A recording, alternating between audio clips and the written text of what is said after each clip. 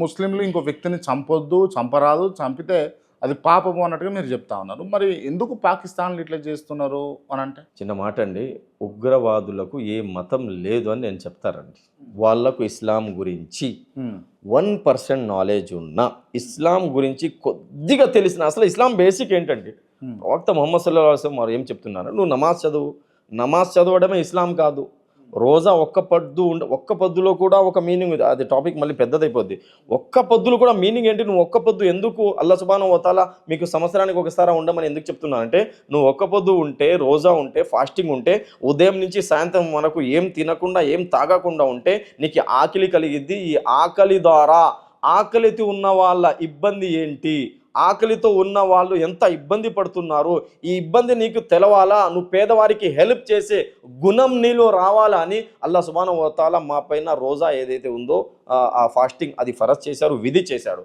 అలాగే బేసిక్స్ ఖురాన్స్ ఏంటంటే, నువ్వు ముస్లిం కావాలంటే శాంతి నీలో రావాలా, నువ్వు ముస్లిం కావాలంటే నీ పక్కన ఉండే వాళ్ళు నీతో శాంతియుతంగా ఉండాలా, నీ పక్కన ఉండే వాళ్ళకు నీతో ఇబ్బంది కలగకూడదు. ప్రవక్త ముహమ్మద్ ఒక మాట చెప్పారు సల్లల్లాహు అలైహి వసల్లం, నువ్వు నీ పక్క ఉండే వ్యక్తులు హిందూ అయినా, ఏ మతానికి ఏ కులానికి సంబంధించిన వ్యక్తి ఏరియాలో నువ్వు ఉన్నా కూడా, నీ పక్కన ఉండే ఏ కులస్తుడికైనా, ఏ మతస్థుడికైనా నీ మాటతో, నీ చేతులతో, నువ్వు చేసే పనిలతో ఇబ్బంది కలుగుతుంటే నువ్వు విశ్వాసి కాలేవు. ప్రళయ దినం నాడు నీకు అల్లాహ్ సుబ్హానహు వ తఆలా స్వర్గం ఇవ్వడు. నీ అఖ్లాక్ ముందుగా మంచి చేసుకొని ప్రవక్త ముహమ్మద్ సల్లల్లాహు అలైహి వసల్లం చెప్పారండి. క్యారెక్టర్ మంచిగా ఉండాలి. అంటే ఇప్పుడు ఉగ్రవాదులందరూ ముస్లింలే, ముస్లింలంతా ఉగ్రవాదులే అని అంటే? అసలు ఉగ్రవాదానికి ఇస్లాంకి ఎటువంటి సంబంధం లేదు. ఒకవేళ ఎవరైనా ఉగ్రవాదిలాగా తయారైతే వాడికి ఇస్లాంకి ఎటువంటి సంబంధం ఉండదండి. ఎందుకంటే చెప్పాను ఇప్పుడు మీకు హదీస్, మీ పక్కన ఉండే వ్యక్తి ఇబ్బందిలో ఉంటే నువ్వు కాముగా కడుపు నిండా తిని నిద్రపోతే నువ్వు విశ్వాసి కాలేవు, ముస్లిం కాలేవు అని ఖురాన్ ప్రవక్త ముహమ్మద్ సల్లల్లాహు అలైహి వసల్లం డిక్లేర్ చేశారు, చెప్పేశారు. అంటే ఉగ్రవాదానికి ఖురాన్ సహించదు, ఉగ్రవాదానికి ఇస్లాం యాక్సెప్ట్ చేయడు.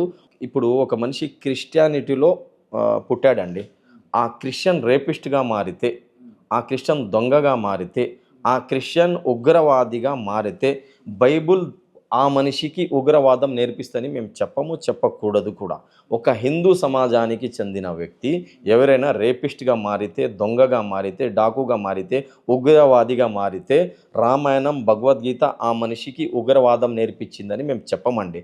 అలాగే ఎవరైనా ముస్లిం ఇంట్లో పుట్టి ఉగ్రవాదిగా మారితే ఇస్లాం, ఖురాన్, ప్రవక్త ముహమ్మద్ వీడికి ఉగ్రవాదిగా మార్చాడని మీరు కూడా చెప్పకూడదు, ఎవరు కూడా చెప్పకూడదు. ఓకే, స్వతంత్ర భారతదేశం పోరాటం ఉన్నది కదా, భారతదేశానికి స్వతంత్రం రావాలని చెప్పేసి ఎంతమంది ముస్లింలు పాల్గొన్నారు చెప్పండి మీరు? స్వతంత్ర భారతదేశంలో ఛాలెంజ్గా చెప్తున్నా, హిందూ బ్రదర్స్ కన్నా ఎక్కువ మన హిందూ బ్రదర్స్ కూడా దాంట్లో షహీద్ అయ్యారు. రామ్ ప్రసాద్ బిస్మిల్తో పాటు అష్ఫాకుల్లా ఖాన్ కూడా షహీద్ అయ్యారు.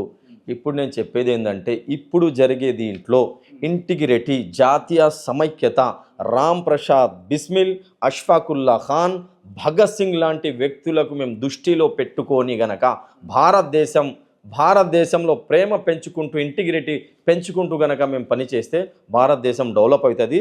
అప్పుడు ఆ కాలంలో హిందూ సోదరుల కన్నా ఎక్కువ ముస్లిం సోదరులు పాల్గొన్నారు, దీంట్లో ఎటువంటి డౌట్ లేదు.